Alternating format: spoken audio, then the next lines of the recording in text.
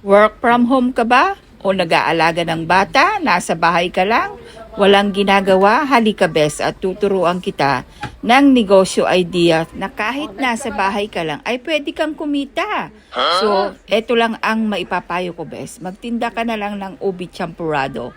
At napaka-trending na trending ito. At siguradong patok na patok ito sa iyong kapitbahay, sa iyong kaibigan, sa iyong mga kumari at kumpare. Dahil pag ganitong tag-ulan, naghahanap yung mga tao ng makakain at mamemerienda na mainit-init. So nakita nyo kanina, nagpakulo na po ako ng gata. Bale, ang ginamit ko pong gata dito ay 7 pieces na gata. Tapos sinugasan ko na yung malagkit. Kahit na hindi kumukulo yung ating gatabes, ilagay mo na rin yung malagkit. Tapos maglagay ka ng 1 kilong asukal at halu-haluin mo lang yan para hindi dumikwit sa may ilalim. At dapat naka medium heat ka lang dapat. Halo-halo ka lang mabuti bes. At pwede mo rin naman iwanan yan bes. Takpan mo muna. Basta halu-haluin mo siya.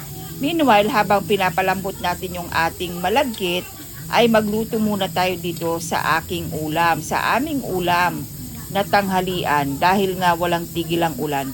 Parang mas masarap talaga yung paksiw na bangus.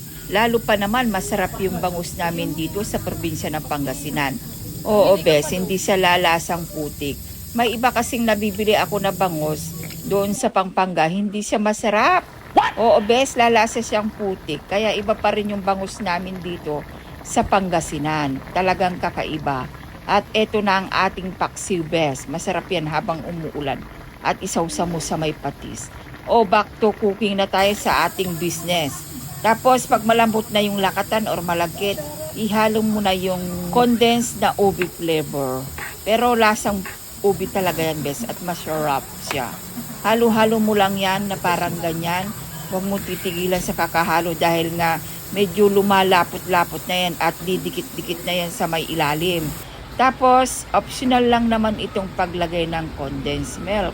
Pwede ka rin naman maglagay, pwede rin naman hindi. Pero sa akin kasi, dahil nga binibenta ko to, gusto ko yung mga suki ko at mga kliyente ko ay masarapan sa aking luto. At babalik-balikan nila for sure yung aking luto. Kaya heto na bes ang ating ubi champurado. Pagluto na yan, syempre, ilagay na natin sa may tab. Alam nyo ba kung magkano ang benta namin nito? 50 pesos po ang isang tab na ubi champurado.